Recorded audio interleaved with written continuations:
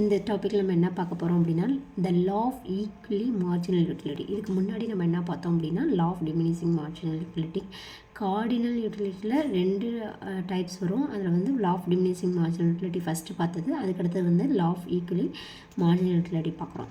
இதில் பார்த்தோம் அப்படின்னா இது வந்து சிங்கிள் கமாடிட்டி பற்றி பேச வரும். சேம் டைமில் but in reality wants are unlimited and this wants are to be satisfied.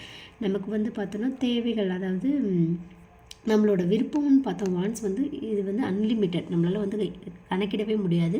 அதே மாதிரி இது சாட்டிஸ்ஃபை பண்ணுறக்கூடிய லெவலில் தான் இருக்கும் எல்லாமே. அதுலேயும் நிறைய வகை இருக்குது. அதில் பார்த்தோம்னா இந்த law of diminishing marginal utility பார்த்தோம்னா இதுக்கு அனதர் நேம் என்ன சொல்கிறாங்கன்னா இதோட எக்ஸ்டென்டன் தான் வந்து பார்த்தோன்னா law of equally marginal utility அப்படிங்கிறாங்க.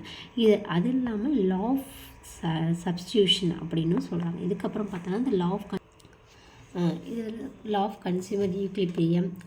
இது வந்து அதே மாதிரி லா ஆஃப் டிமினிஷிங் யூட்டிலிட்டி வந்து நம்ம என்ன சொல்கிறோம் அப்படின்னா பாசனோட ஃபஸ்ட் லா ஆஃப் கன்சம்ஷன். இதே வந்து இந்த law of equally marginal utility வந்து ஹாசன் செகண்ட் லான்னு சொல்கிறோம். அதுக்கப்புறம் இன்னொரு நேம், இது இல்லாமல் இன்னொரு நேம் பார்த்தோன்னா இந்த லா ஆஃப் மேக்ஸிமம் சாட்டிஸ்ஃபேக்ஷன் அப்படின்னு சொல்கிறோம். அதுக்கடுத்து define law of equally marginal utility பார்த்தோம்னா ஒரு person, if a person has a திங்க்னா இந்த இடத்துல மணின்னு நம்ம வச்சுக்கலாம்.